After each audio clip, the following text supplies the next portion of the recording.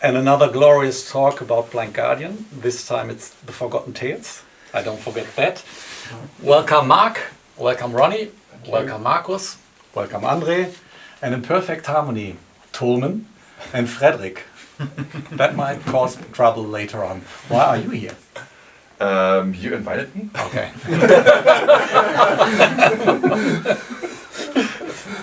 Makes sense. So yeah, Forgotten Tales. It's a compilation album and it has a quite funny story to it, how it became that album. Yeah, it is a long story. I cut it short. It is a favor of us to our record company. That back then was Virgin, and they believed in Mr. Sandman, which was one of the cover versions we did for the Imaginations album, but then decided the album does not need any cover versions, and especially not Mr. Sandman, because that would have ruined the whole atmosphere of the album. So we took Mr. Sandman aside, played it to the record company, and they loved it. We considered it to be a B song for a singer, but they said that might be your breakthrough in a big way. But if it's not on Imaginations, we need an album with it.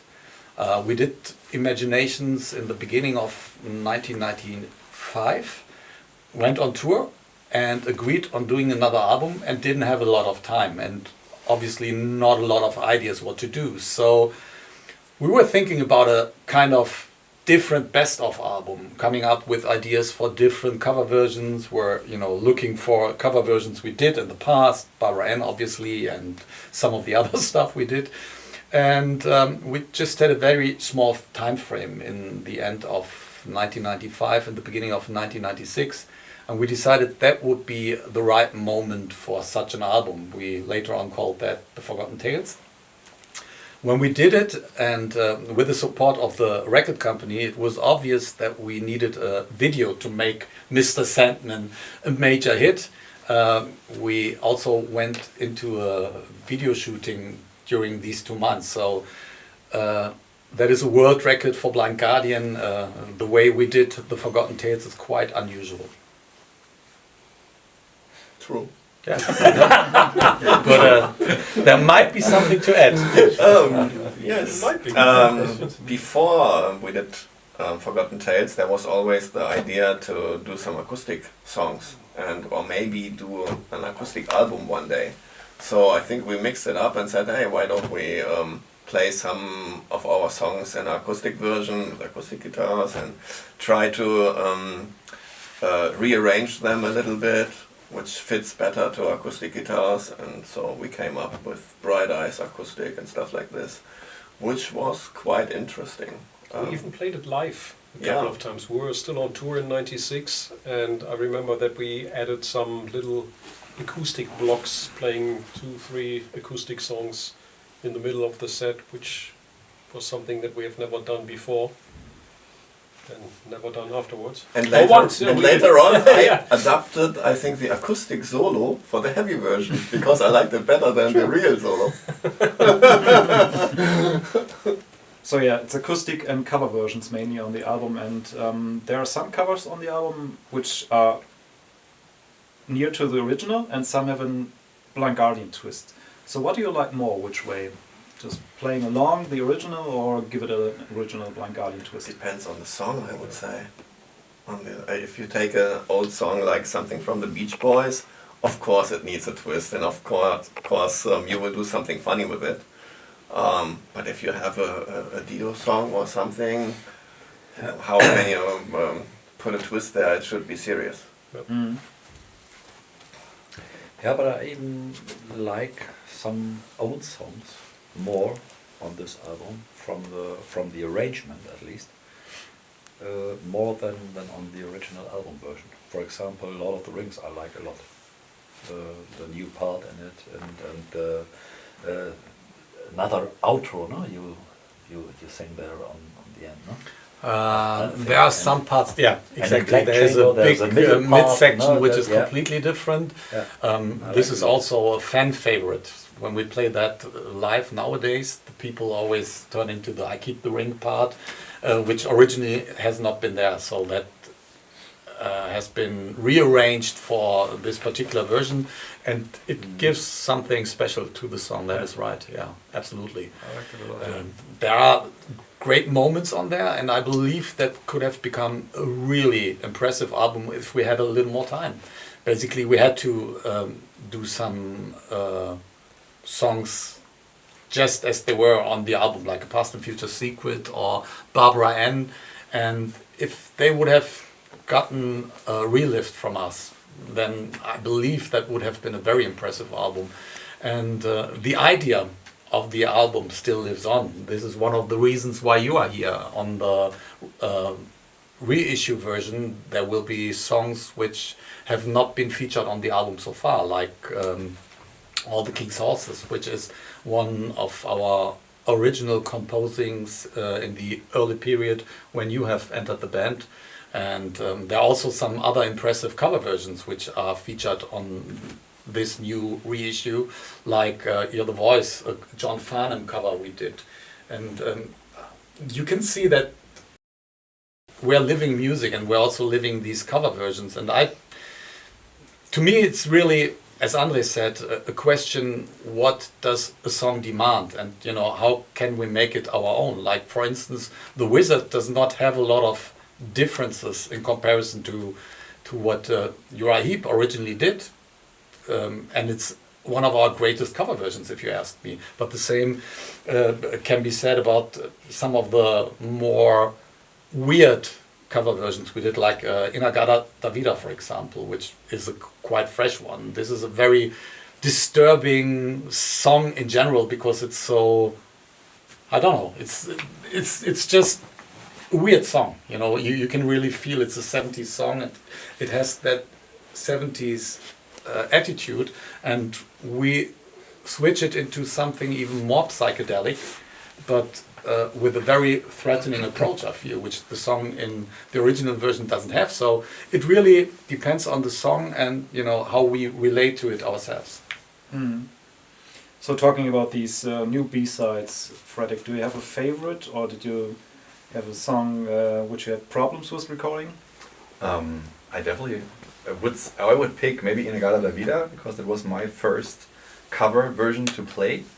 And since I was, as Hans just mentioned, pretty new in the band, and I, as a fan, enjoyed Forgotten Tales a lot, and I liked also the band for doing the cover versions and coming up with those with this addition for the sound, and so it was something really special to play that song. And yeah, actually there is some nice drum fills in this one, so was one of the also maybe toughest ones to record, like for the cover versions. Mm. You mentioned earlier that Mr. Sandman started to be recorded during the Imaginations session. You did the System Failings that ended up as a bonus track on Imaginations. Mr. Sandman was apparently an idea you already had for the Twilight album. Was it? Yeah. And you also had considered Don't Stop by Queen during that period. Yeah, of time. Don't Stop Me Now, we right, considered right. a couple of times. Yeah, Yeah. yeah. So how many of the songs that ended up at Forgotten Tales were old ideas, or did you, when you decided to do the albums, came up with the ideas for the cover song in that moment? Or I remember Mike Oldfield was fresh. Yeah. We decided that when we To talked France. about what we could do. Yeah. To France was for sure a new one. What else was on there? I'm just thinking about that. Surfing USA. Surfing USA, pretty sure was a spontaneous decision as well, I would guess, because we did it in these 2 months which I mentioned, and we always liked Barbara Ann, what we did with the song, but we wanted just to bring in the same spirit, so that was a very natural decision, since Barbara Ann was a smashing success, even for metal fans. We couldn't go wrong with Beach Boys, so that was something we for sure decided just on spot.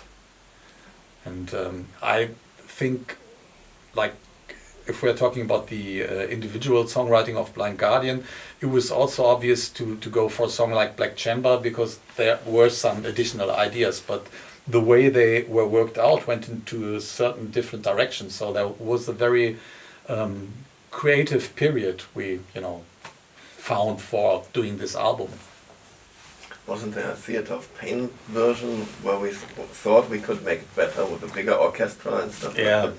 because computers and keyboards became better back Yeah. then, and we have had many ideas to make that the first real soundtrack, coming from Blind Guardian.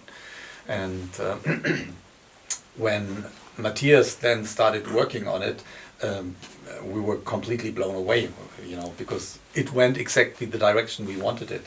So all this stuff turned out, in a lot of cases, better than the original ones. And this makes it a special album. As Marcus mentioned, To France, that was the first song that in its original form is sang by Maggie Riley. How was it for you to approach a song that is originally by a female vocalist? More difficult than expected, and we had to work around it, and I did not consider that to be a problem before, because I'm quite good in female old women falsetto stuff, but that would not have captured the whole song. So we just found out when I started the performance, which was more or less the last day of the production in general, because as said, it was on a very tight time schedule. And then we came up with, the whatever I did there with the vocal harmonies to make it richer.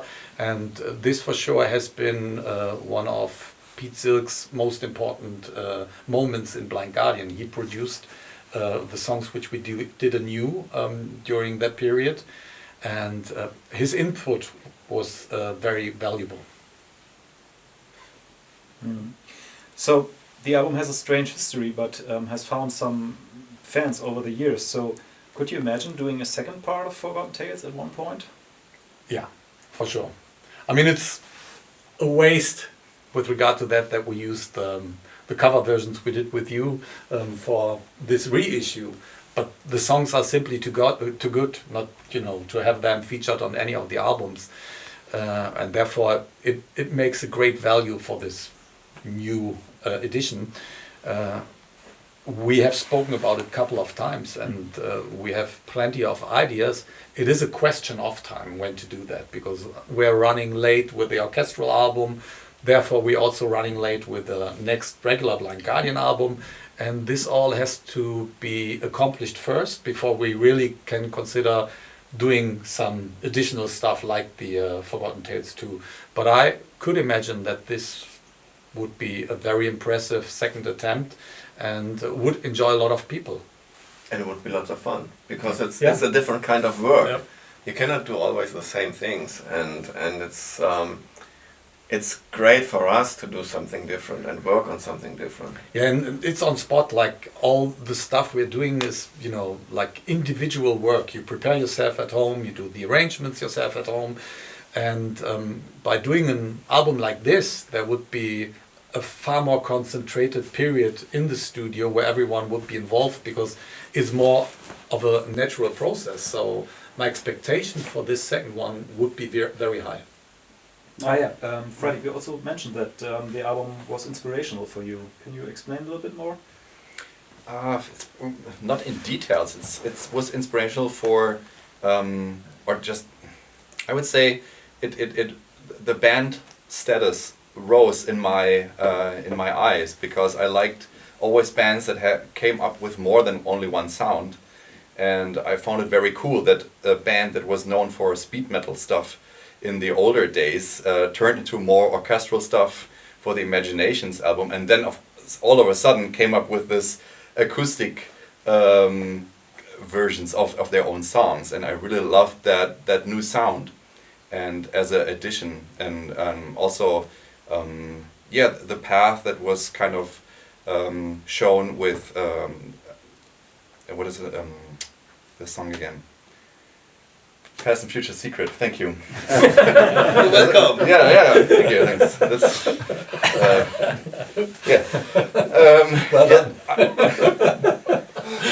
I love that sound, and like this totally different sound from the normal metal, and yeah, that's the whole band image rose in my opinion. Well, was those acoustic medieval things inspirational for you in your old band prior to that you joined Blind Guardian? Actually, it's a good question. It was, yeah, maybe a little bit also that album, but it's maybe more Somewhere Far Beyond, especially the song Somewhere Far Beyond, because of the bagpipes. And for my former medieval band, I actually learned how to play the bagpipes because the inspiration came from Somewhere Far Beyond. So I found that very cool to also bring back the bagpipes then finally to Blind Guardian sooner or later. So you did? Yeah. And, a twist in the myth, right? Yeah. Turn the page and Yeah, yeah. carry the blessed Carried home. Blessed Home, and there was even on Curse My Name. On Curse My Name, yeah. Yeah. Was it twist? Was it Turn the Page also, or was it just Carry the Blessed Home? I think there were two songs. And he, Yeah, so long ago, yeah. yeah. Don't So ask me Toman- again. You've given the answer. Perfect. So Toman, when the band started to approach these acoustic versions, did you try to fit your way into with the drums, or did you want to stay out of it? Well, I always try to do something. Something a lot. I checked something a lot. Yeah, right. Yeah, I was always a little bit experimental with my percussions. I think I had my own style anyhow to play the percussions because I never learned to play them. So I just heard what I wanted to have in the songs, and then in any way I tried. Oh, there are some bongos, and there are some congas, and there are some timpanis, and there are cowbell. You know, every kind of instrument that I could find, I tried to bring in, and then most times later, at least on A Night at the Opera, then Charlie especially cut me down. So, no, not percussion again. Yeah, but there was not a lot of discussion, you know, whatever any member came up with was just fine, especially on this album. This is also exceptional, you know, there was not a lot of discussion. We simply accepted the organic development, and this makes the song so special for us. Yeah. You mentioned from the beginning that you filmed your then second music video, Mr. Sandman. So now there are two very important questions here at the end. The first one is that there is a rumor running around that one of you suffers slightly from cobraphobia, which means being afraid of clowns. Is that true? Should be Well, you. Do I like clowns? No. Do I think they're overrated? Yes. Am I afraid?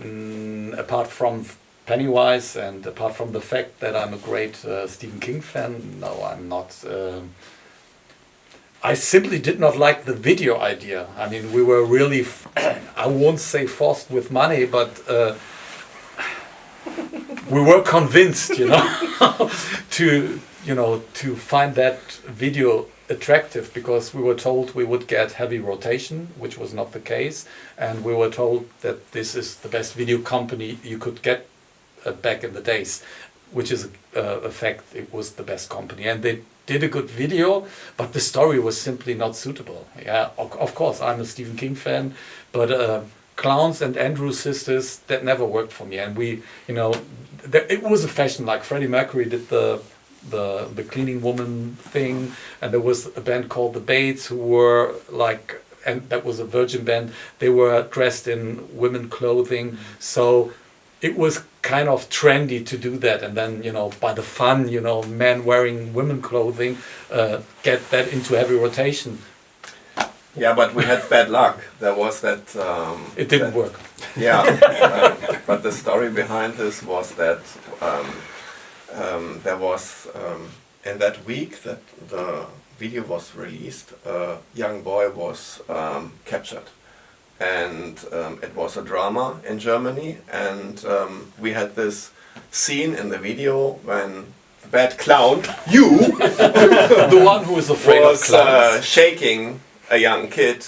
So there was not a good thing to show in a moment like this, and so they never played the video. But they during- did at night. At night. Yeah, but it never went in a rotation because of this, and it was just bad luck, I think.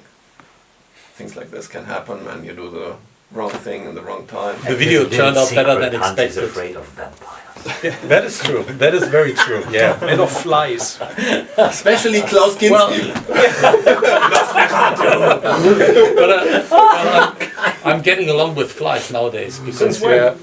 since I found out what they are supposed to do. Did you watch The Fly now again? No. I won't do that. I just have sympathies for them now. Okay. Okay, that was the first important question. And the second one, as you mentioned, you're not only featured as clowns in the video, so we're wondering who has the best chance to have an alternative career as drag queen? No. Yeah. Torben. I still have a video scene of him. He was dressed up, and there was a little break, and he did a smoking break, and he was sitting like this. And we came there, and he saw us. Oh, oops. So yeah, it's. Were there any cover versions, like cover songs that you tried to record during Forgotten Tales that never happened because it didn't felt right? Don't stop me now.